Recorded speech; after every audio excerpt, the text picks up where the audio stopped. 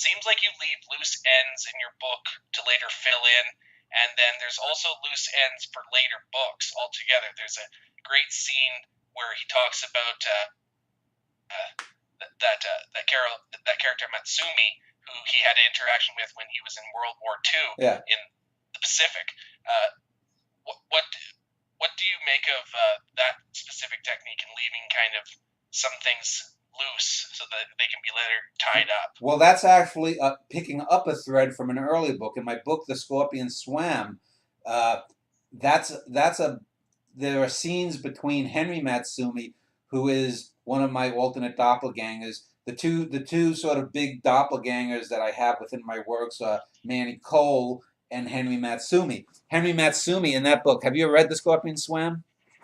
Not yet, no. Yeah, that's a large part of that concerns Henry talking to his father, Grandpa Matsumi, Gramps Matsumi. So the Matsumi that Big Frank meets is ostensibly Grandpa Matsumi, and in The Scorpion Swam, Grandpa is talking about when he was a prisoner of war and the American and one of the American soldiers who guarded the camp where Japanese POWs were sadistic, named Concetto, and that's all we know. So we know that Grandpa Matsumi in The Scorpion Swam has likely met Big Frank Concetto, and now we get the confirmation that in his own life, Big Frank Concetto, vaguely, he doesn't recognize that these are two characters that appear in my works having the same memories of meeting each other.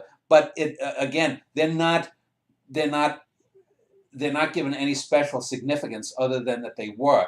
And the reason too is those two are strands to be picked up in later books, because those two characters who randomly met and tie in my Texas tales, because Henry Matsumi is based in Texas, and my New York tales, both the Matsumi and Concetto families are going to be involved in my Genghis Khan books, in that we're going to find out that one of Big Frank's ancestors, a brother Concetto from Marco Polo days, went to China when the Khans were there. And we're also going to find out that an ancestor of the Matsumis from Japan also had dealings in the court of Khan. So that's my way of, again, tying in my whole fictive universe.